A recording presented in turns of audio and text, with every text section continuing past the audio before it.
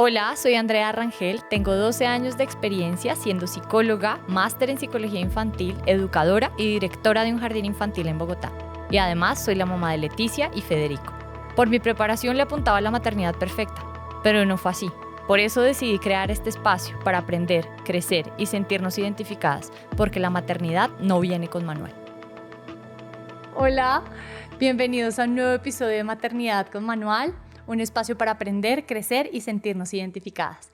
El día de hoy vamos a tener un episodio distinto, donde se va a poner en práctica un consejo que yo siempre le he dado a mis amigas, y es: cuando quieran saber la realidad del embarazo, de mi embarazo por lo menos, pregúntenme. Yo no voy a ser romántica, yo voy a decir la realidad, cómo fue, cómo lo sentí yo. La realidad, una mamá de carne y hueso. Entonces, hoy yo voy a ser la entrevistada. Así que bueno, empecemos. Hola, mi nombre es Valeria y hoy yo voy a entrevistar a Andre porque siempre he querido ser mamá, pero quiero que me lo cuenten cómo es y no como en las películas que todo es perfecto. Entonces, Andre, cuéntanos. Siempre dicen que el embarazo es la etapa más linda de la mujer. ¿Para ti lo fue? No, para mí definitivamente no lo fue. No siento ni que me haya realizado como mujer quedando embarazada, no siento que haya sido la etapa más linda que he vivido en mi vida. De hecho, mi primer embarazo fue bastante difícil y no la pasé para nada bien. Mi primer embarazo me limitó muchísimo físicamente y pues por condiciones de salud de mi hija. Y en mi segundo embarazo, que yo pensé que todo iba a ser distinto, siento que igual estaba un poco traumada con mi primera experiencia. Entonces no ha sido la etapa en la que me he sentido mejor como mujer. No, siento que he tenido otras etapas que me han hecho sentir mejor como mujer. Ok, y entre todo eso, ¿qué me dijiste un poco más específico? ¿Qué es lo más retador que ha sido durante estos embarazos? Bueno, yo siento que eso es muy como depende de cada experiencia, y en mi experiencia hay algo que fue muy difícil y fue aceptar los cambios físicos. Para mí el tema de sentirme mucho más grande, pesada, me limitaba un poco. También el tema de dudar mucho sobre la salud de mis hijos, ¿no? Digamos que en mi experiencia siempre tuve un miedo, tal vez por mi forma de ser o por experiencias anteriores. Tuve miedo de si mis hijos estaban bien, si estaban creciendo a un buen ritmo, si realmente estaban bien en su integridad. Entonces, creo que eso fue lo más retador y eso me impidió un montón que yo disfrutara el embarazo, como seguramente hay muchas otras mujeres que disfrutan mucho más esta etapa de lo que yo la disfruté. Adicionalmente al tema corporal, que fue difícil de aceptar estos cambios para mí, el estado de salud de mis hijos, presenté sangrados en mi primer embarazo y no fue una ni dos veces, fueron 3 veces donde la vida de mi hija estuvo en riesgo. Y el primer sangrado fue en la semana 6 de embarazo. O sea, yo tuve un embarazo de alto riesgo desde el principio y fue un sangrado que me impidió mucho movilidad. Estuve con progesterona, estuve casi una semana quieta en la cama porque el embarazo estaba en riesgo. Andre, y ahorita nos decías que sentías miedo, pues digamos que algo así pasara, que tu bebé se enfermara y digamos por estos sangrados, ¿en algún momento sentiste que lo que estaba pasando dependía de ti o lo veías como algo que simplemente podía pasar? No, sabes que el tema de la culpa fue algo que me acompañó desde el principio. La restricción de crecimiento intrauterino de mi hija, yo me culpé siempre. Los sangrados también me culpé, entonces era porque no me quedé quieta, porque me moví tanto. El tema del crecimiento de ella, de su restricción de crecimiento, fue claro, es que yo estaba muy ansiosa, yo estaba muy nerviosa porque estábamos en pandemia, mis papás estaban atrapados en Canadá, el jardín estaba cerrado, soy la directora del jardín, entonces tuve que buscar estrategias con 5 meses de embarazo de cómo hacer jardín en casa, y eso generaba mucha angustia. Entonces, claro, yo me culpaba todo el tiempo de que todo lo que estaba pasando en el embarazo de mi hija era mi culpa. Sí, es algo que sí, siempre tuve en mi cabeza. Y con mi segundo embarazo, a pesar de que las condiciones fueron distintas y el embarazo fue más sano que mi primer embarazo, sí estaba siempre en mi cabeza si estaba creciendo bien, si estaba comiendo lo suficiente, qué sí debo hacer y qué no debo hacer para evitar que reduzca el crecimiento del bebé intrauterinamente. Como yo siento que durante mis 2 embarazos me culpé mucho y sí me eché la culpa de por qué no puedo estar más tranquila, por qué no puedo dormir bien, por qué no estoy comiendo bien. Muchas cosas que sí me generaron culpa en mis 2 embarazos. Sobre la culpa, tengo una pregunta y es, ¿compartiste este sentimiento con alguien? Em, ¿Y en qué momento se te quitó la culpa? Creo que todavía me acompaña.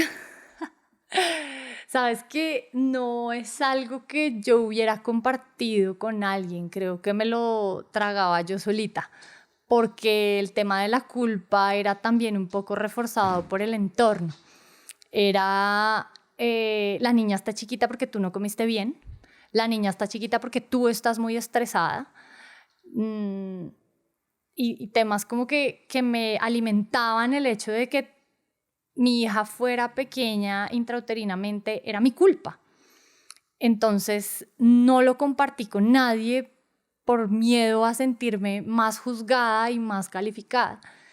Y la culpa, digamos que hoy en día lo hago más consciente, he podido manejarlo, he podido trabajarlo en terapia y sé que el tema de restricción de crecimiento intrauterino, si bien tiene mucho que ver con el estado de ánimo de la mujer durante su embarazo, como lo dice Thomas Benry en su libro Del secreto de los niños antes de nacer. Él dice que sí, efectivamente, cuando la madre experimenta mucha ansiedad, cuando la madre experimenta mucha angustia, efectivamente el resultado puede ser un bajo peso al nacer, pueden ser complicaciones gastrointestinales, y pues mi hija vivió todas las anteriores, ¿no? Pero digamos que eso no me ayudó a quitarme la culpa, pero sí me dio un poco de entendimiento en el sentido en el que yo miré el contexto de lo que estaba pasando en el momento de mi embarazo, y es que era muy difícil bajarle a la ansiedad, era muy difícil estar relajada porque estaba sola en pandemia, encerrada, con miedo a contagiarme de una enfermedad que se desconocía absolutamente todo, se desconocía los efectos en el feto, se desconocían los efectos en la mamá, se desconocían muchas cosas. Entonces yo vivía con miedo, ¿sabes? Era más o menos, pues vivimos una pandemia y esto es un tema difícil que cualquier madre gestante seguramente vivió sentimientos que no eran del todo tranquilos para un crecimiento armonioso de su bebé intrauterinamente. Claro, es que bajo ese contexto, pues sí, hay mucho miedo, hay mucha angustia y siento que a eso toca agregarle que era tu primer embarazo y obviamente como mamá primeriza hay muchísimos sentimientos juntos, miedos, dudas y un montón de cosas que pueden pasar. Pero ahí quiero agregar y también meter a alguien en esta conversación y es mientras tú estabas sintiendo todo eso, ¿qué estaba pasando con tu pareja, el que estaba sintiendo? Él se volvió un experto en buscar en Google todo lo que pasaba con los niños que tenían restricción de crecimiento intrauterino. Leticia también pasó por un diagnóstico fuerte y fue un diagnóstico de enanismo. Entonces, el primero que se enteró que era eso fue él, porque en la ecografía, en el resultado de la ecografía salió rizomálica. Y yo, pues, ni idea y no me puse a buscar ni nada. Él fue el primero que se fue a Google a buscar qué era rizomalia. Él fue el que llamó al médico y le dijo, mira, nos acaban de dar este diagnóstico, ¿será que esto es verdad, esto no es verdad? Él, yo creo que, al igual que yo, tenía una angustia importante, pero su estrategia fue muy busquemos en Google y busquemos las explicaciones y veamos científicamente por qué pasa esto, y su papá es médico, entonces le voy a preguntar a mi papá y a ver qué dice mi papá de este examen, qué dice mi papá del otro. Entonces siento que esa fue su forma de afrontarlo y así vivió él su angustia en el momento.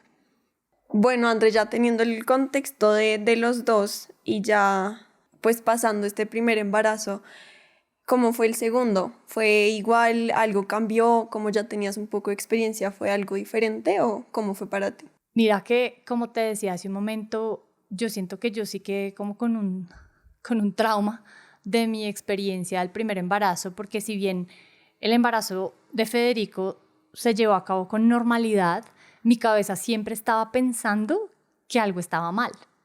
Igual yo tenía sueños con un niño que nacía con alguna deformidad, igual yo tenía sueños donde sentía que el bebé nacía y no podía respirar, sabes, como que mi mente estaba todavía pensando en que algo está mal, algo está pasando, algo no está bien. Incluso una vez me fui a la clínica porque sentía que Federico no se movía.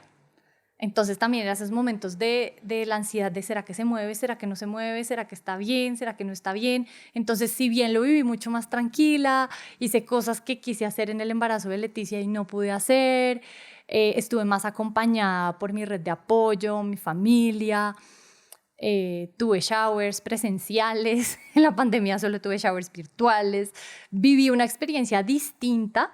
Sin embargo, mi cabeza se quedó buscando como que algo está mal, algo está pasando. Entonces fue una experiencia más tranquila, pero igual me costó, no fue fácil para mí. Claro, es como ese sentimiento de un poco, me parece como de intranquilidad, como estar un poco alerta, Así. tal vez. Pero entonces siento que podríamos decir que los dos embarazos que has tenido no fueron como tal vez esos ideales que toda mujer sueña o pues piensa, gracias a obviamente las películas y de pronto un poco de redes sociales, que es lo que vemos. No sé tú cómo lo veas, como si, como que si tengas ese ideal versus la realidad ahorita, cómo la ves, cómo fue en ese momento. Sí, sabes que esto me abre un espacio para dar una sugerencia a las futuras madres y es: no romanticemos el embarazo. El embarazo, si bien para muchas mujeres es un momento espectacular, increíble, que se lo gozan, les encanta su barriga, les encanta la ropa de embarazadas, todo lo que pueden comer, hacer lo que sea, también hay embarazos que no son tan románticos. Hay embarazos que más bien son crudos, son difíciles como el mío. Entonces realmente mi invitación sí es a no idealizar ni romantizar el embarazo, ni la maternidad, ni todo lo que viene con ello. Si bien traer una vida al mundo es magia, realmente es un proceso increíble de los seres vivos.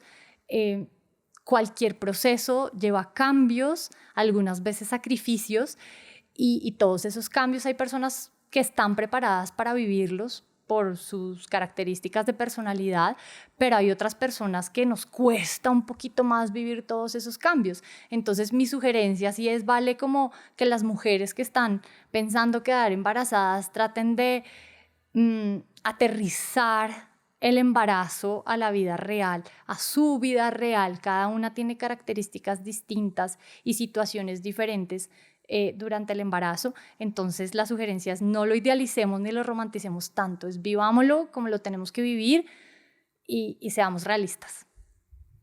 Y con eso que dices de romantizarla, te quiero preguntar y quiero que hablemos del parto, de realmente cómo es el parto.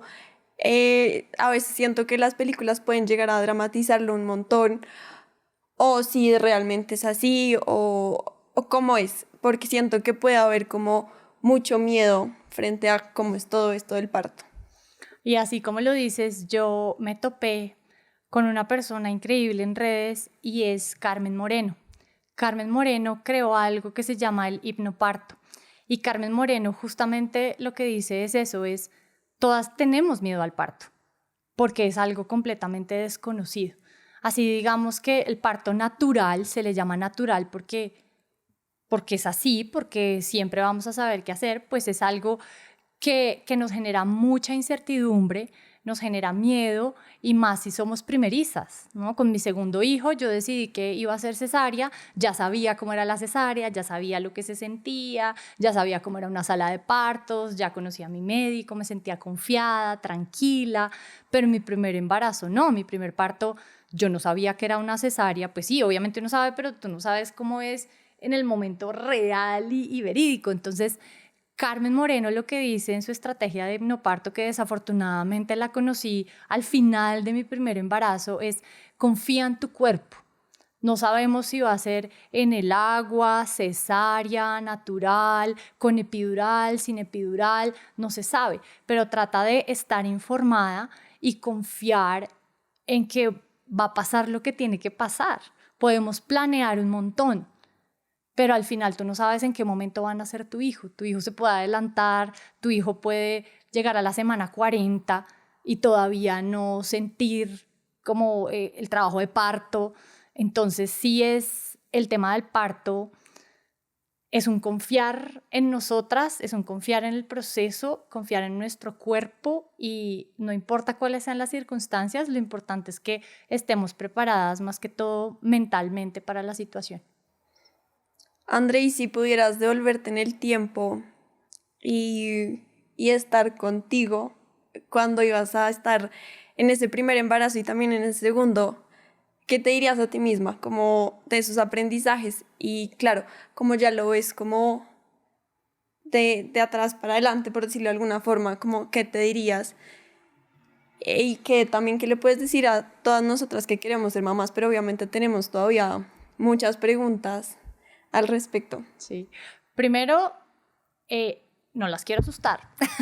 Esto no es para asustarlas, esto es porque yo siento que en este tema todos necesitamos un baño de realidad, porque a veces somos románticos, muy románticos en el tema, y también el positivismo tóxico entra a jugar un rol muy fuerte en este tema de la maternidad y el parto. Pero sin querer asustarlas, lo primero que yo me diría es: estás haciéndolo bien, lo estás haciendo bien, es lo que tú puedes hacer con las herramientas que tienes, y es: confía en ti, confía en ti, confía en tu proceso, confía en tu bebé, porque este tema del parto, si bien es un tema de la mamá, el bebé también juega un rol importante. Hay que confiar en la fortaleza de la naturaleza y del cuerpo humano. Los bebés son muy fuertes. Entonces, sí siento que lo que me diría sería eso, sería: lo estás haciendo bien y confiar. Y hay algo que también leí en mi embarazo que fue espectacular, que era lo único, eran mis momentos de calma, y es el libro de El poder de la hora. Es poder vivir aquí y ahora. Es, bueno, hoy en mi ecografía de la semana tal, las cosas cómo están hoy. No sé cómo va a estar mañana. Los bebés hoy pueden estar ubicados de cabeza, listos para nacer, y el día del nacimiento se voltean. Entonces, mi vida y el plan del parto no se puede desboronar por algo que pasa y que no depende de mí. Es algo que pasó con el bebé y él tomó la decisión de darse la vuelta y se dio la vuelta, y así es. Entonces, el tema del poder vivir aquí, ahora y cada día, de reconocer que la hora es algo muy valioso en todo este tema del embarazo y el parto, y pues bueno, en la vida también hemos aprendido que es importantísimo. Claro, siento que es como esa frase que pues que uno dice, y siento que debería uno creérsela y tomársela en serio, y es vivir un día a la vez. Y ya. Bueno, André, muchas gracias por este espacio, por responder todas mis preguntas. Bueno, vale, no, gracias a ti, y espero que toda esta información, como les digo, no asuste a las futuras mamás, sino les dé un toque de realidad para sus propias experiencias. Recuerden que Maternidad con Manual es un espacio donde cada una tome lo que le parece funcional para su propia vida. Si quieren tener un poco más detalles y realidad sobre el parto, la maternidad, el embarazo, síganos en redes. Estamos en Instagram, Spotify y YouTube como Maternidad con Manual.